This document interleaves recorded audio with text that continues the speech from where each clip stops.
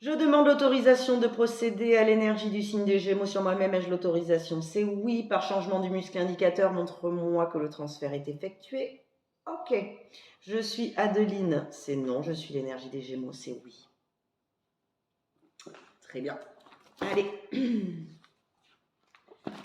Que nous disent les Gémeaux? Maître du cœur, cœur, cœur. Maître du cœur, cœur. On va vérifier. Du réchauffeur, intestin grêle, vessie, rein, rate, poumon, foie, vésicule biliaire, vos intestins, cœur. Ok, donc là, ça nous parle d'amour de soi. D'amour de soi. Souvent, bien souvent, moi je le dis très régulièrement quand on tombe sur... quand c'est le cœur qui s'exprime, puisque c'est donc l'amour inconditionnel que l'on a pour soi-même. On manque d'amour de soi quand on manque de connaissance de soi, bien souvent. Rappelons-nous que si on se connaissait vraiment, ou du moins suffisamment, si on s'était donné la peine de nous connaître tels que nous sommes, nous ne pourrions pas ne pas nous aimer. Allez, qu'est-ce que ça nous dit pour les Gémeaux? Ok, bien sûr. Ok. Y a-t-il autre chose? C'est non. Bon, c'est une des deux phrases prioritaires de ce méridien qui nous dit « Je suis reconnaissant et heureux de tout ce que je fais », c'est non. Donc, les Gémeaux, il y a ce manque d'amour personnel parce que, apparemment, on dirait que ce que l'on fait ne nous rend pas fiers de nous. D'accord? Je fais des choses qui me desservent, je dirais. Alors, soit je fais des choses qui me desservent, ou soit je ne fais rien qui me serve. Qui me servent en tant qu'être, qui me donnent de l'amour de moi. En réalité, je fais des choses positives dont je suis reconnaissant et heureux parce qu'elles viennent nourrir l'amour que j'ai pour moi. C'est ça.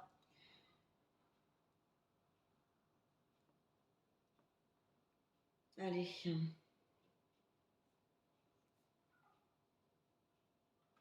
Alors, de tout ce que je fais.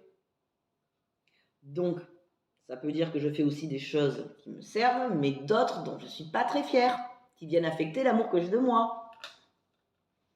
En tout cas, il y a matière à ne faire que des choses qui, à mon sens, font de moi, à mes yeux, quelqu'un que j'aime. D'accord?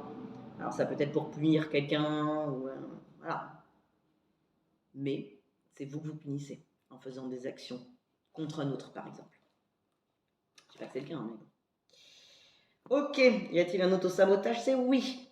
Je veux mener une vie heureuse, c'est oui. Je veux mener une vie misérable, c'est non. Je mérite une vie heureuse, c'est oui. Je mérite une vie misérable, c'est oui aussi. Donc c'est un conflit au mérite.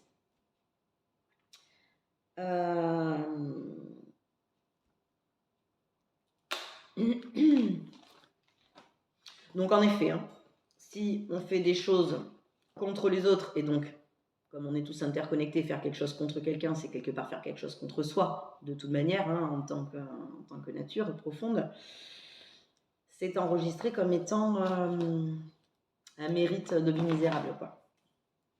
Soi-même. Allez, on va aller voir en quoi? Le rein. D'accord, on va aller voir le reste. Ok, le rein. Donc, le rein, ça nous parle de retenue. Ça nous dit qu'on a peur. Ça nous dit j'ai peur de prendre les risques nécessaires à mon évolution et ma croissance. J'ai peur de vivre pleinement ma vie. Je suis sur la retenue, d'accord? Je me retiens de ne faire que des choses positives. Je me retiens d'être une trop bonne personne. Je me retiens de m'aimer moi.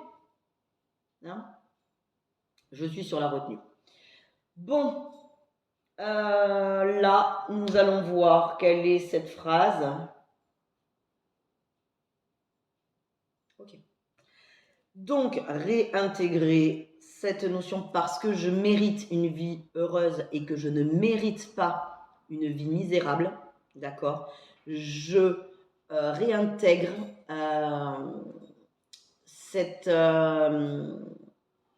cette exploration de la vie, ce constat que la vie est magnifique.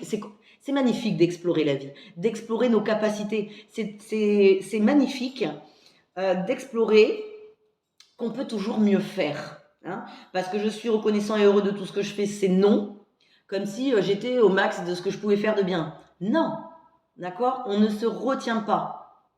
Je trouve magnifique d'explorer mes capacités à faire des choses mieux, à vivre ma vie de mieux en mieux, à m'aimer de plus en plus. Hein, à mesure où ma vie, je l'explore et je ne me retiens plus hein, de vivre, je fais du toujours plus, je vis toujours plus, je fais toujours mieux, je suis toujours plus bon, je fais toujours plus de bien autour de moi, d'accord? Ça me permet d'explorer mon pouvoir infini à faire le bien et cette capacité à pouvoir m'aimer de manière infinie.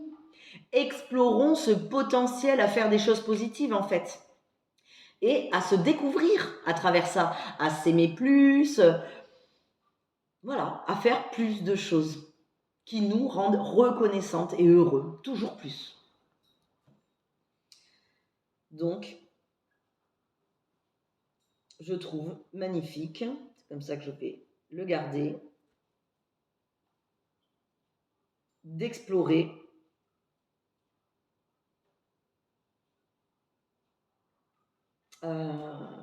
l'action positive éventuellement. D'explorer mes capacités positives. Est-ce qu'on garde ça? Est-ce qu'il y a autre chose? Non, on va garder ça. Mes capacités à faire le positif. Waouh. Très bien. Allez, on va aller voir quel est ce sentiment, d'accord, qui fait écho à ça, qui parasite. Corps. Ok. Non-choix. J'ai le choix. C'est non. Hop là. Je n'ai plus le choix. Enfin, je n'ai plus le choix. Je n'ai pas le choix. Je subis. Je subis, je subis, je subis. Alors, bon, évidemment, quand on a la sensation de ne pas avoir le choix, en sachant que le choix, c'est le premier pouvoir de l'humain, c'est le libre arbitre. Je fais le choix d'exister, je fais le choix de vivre, d'accord? Je fais le choix d'incarner ma vie. C'est le choix. Et d'ailleurs, à travers ce choix-là, il y a l'estime de soi, d'accord? Je suis responsable, d'accord? Je m'estime. Et parce que je m'aime, je vais faire des choix qui sont bons pour moi. Là, il y a cette notion de j'ai plus le choix, je subis, je subis, je subis. Donc, je fais ce que je peux. Hein, donc, forcément, je ne suis pas au max de la reconnaissance et du bonheur de faire tout ce que je fais. Et donc, ça vient affecter l'amour que j'ai pour moi.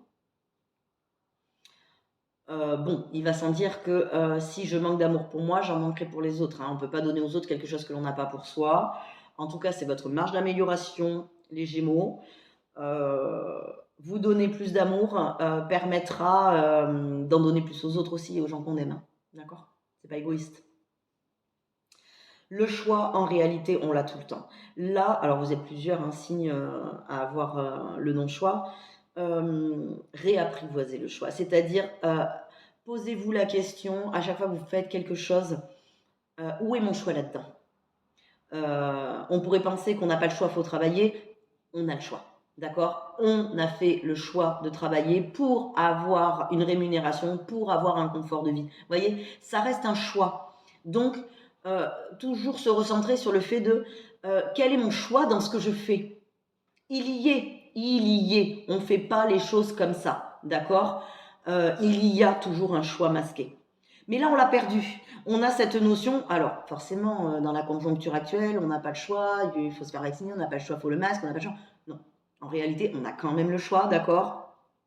On a le choix de ne pas porter le masque quand on est chez soi ou dans la voiture. Enfin, vous voyez, on a le choix, par exemple, de porter le masque dans les magasins. On fait le choix de porter le masque dans un magasin parce qu'on fait le choix de ne pas se faire harcelé par le vigile, on a le choix de ne pas subir, on fait le choix de porter le masque pour ne pas subir les regards des autres. Enfin, vous voyez, peu importe quel est ce choix-là, faire les choses en considérant qu'on le fait par choix, c'est se nourrir du pouvoir, de notre pouvoir personnel. Et c'est justement ce pouvoir personnel que nous avons pour explorer à nouveau où est-ce qu'on peut le développer, ce pouvoir, et être toujours plus heureux et satisfait de ce que l'on fait, faire de plus en plus de choses qui nous rendent satisfaits et heureux de ça. Donc, amoureux de nous-mêmes, hein, amour propre. Récupérer ce choix-là. Je fais des lessives parce que j'ai fait le choix, hein, je lave mon linge parce que j'ai fait le choix de porter des vêtements propres. Voilà. Dans chaque chose, il y a un choix. Il est où? Réintégrer ça, c'est réintégrer le pouvoir personnel et la liberté d'agir. D'accord? Alors, quel est l'interlocuteur principal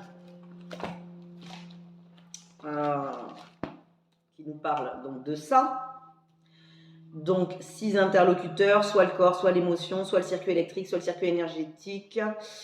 Je sais plus, j'ai dit quoi? Le mental, le corps, l'émotion, circuit électrique, circuit énergétique ou l'âme. Je sais plus lequel j'avais oublié, mais bon, peu importe. Allez, on va voir qui nous parle. Ok, le mental. Ok, donc là, ça nous parle de réflexe respiratoire.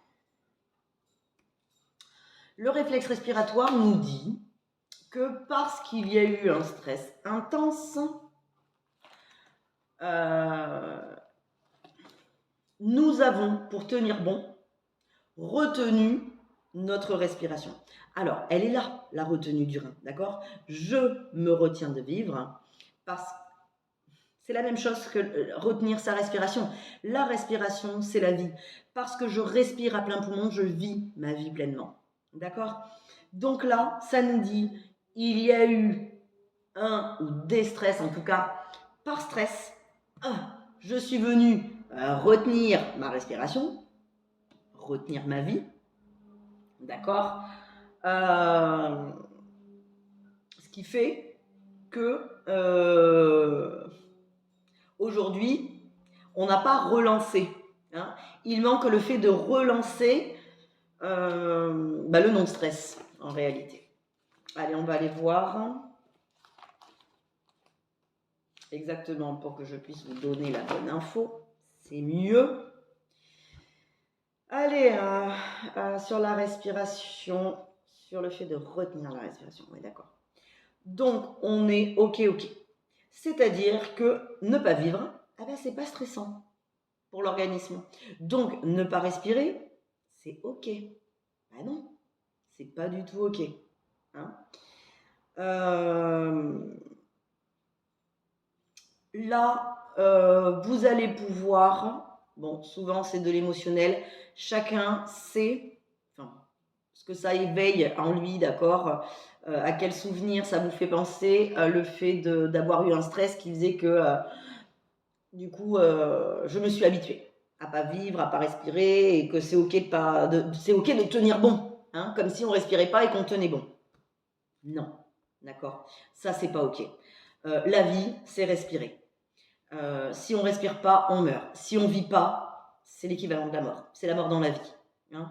Donc, vous pouvez, petit conseil, venir faire un petit peu tous les jours de grandes respirations et de grandes expirations en conscience. C'est-à-dire en se disant, ça fait du bien de vivre.